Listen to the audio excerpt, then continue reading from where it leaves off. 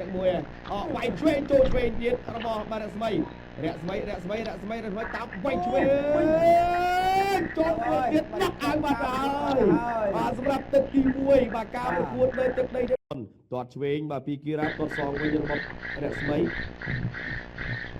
វាយមួយទឹកមួយរបស់រស្មីបេះខាងឆ្វេងពីរស្មីបាទមិញវាយកង់ធំគឺវិញ្ញាសានេះចូលដល់កង់ចេញរៀងបាទចាក់ជំពងពីរស្មីចាក់ជំពងសងបាទពីគីរ៉ាកីឡាករជប៉ុនចាប់កាយគីឡូនៅយ៉ាងកណ្ដាលយកបំបីសិនបាទមកទៀតរស្មីដើរចូលបាទកង់ចេញរៀងចូលដល់វិញបាទឆ្វេងចូលបដៃរបស់កីឡាករជប៉ុនមកហើយបាទគីរ៉ាវាយឆ្វេងពីរស្មីផតវាយចូលពួតទឹកមួយរបស់រស្មីរ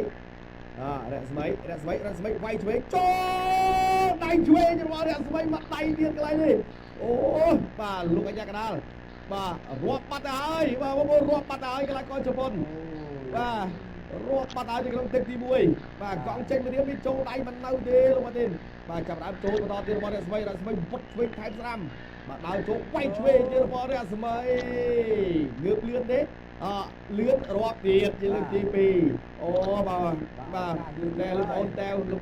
បាទសង្ស័យផ្ដាច់ទឹកមួយបងប្អូនបាទសង្ស័យផ្ដាច់ទឹកមួយវាយឆ្វេងចូលឆ្វេងទៀតរបស់បាទរស្មី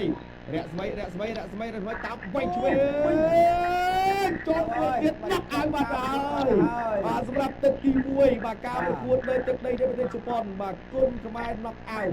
អូបាទស្លាប់គុណខ្មែរដូនតាទៅ2ឈ្នះទាំង2បាទទៅ2ឈ្នះទាំង2តែម្ដងបាទសម្រាប់ការប្រកួតបាទដែលនាំមកជូនដោយ Gensburg បាទទឹកដីនៃប្រទេសជប៉ុនទីក្រុងហ្វូកូស៊ីម៉ាបាទអញ្ចឹងឥឡូវនេះគឺបាទកីឡាករគុណខ្មែរបញ្ជឿនកំពុងតែបាទគេហៅថាសុំទោសបាទកីឡាករជប៉ុន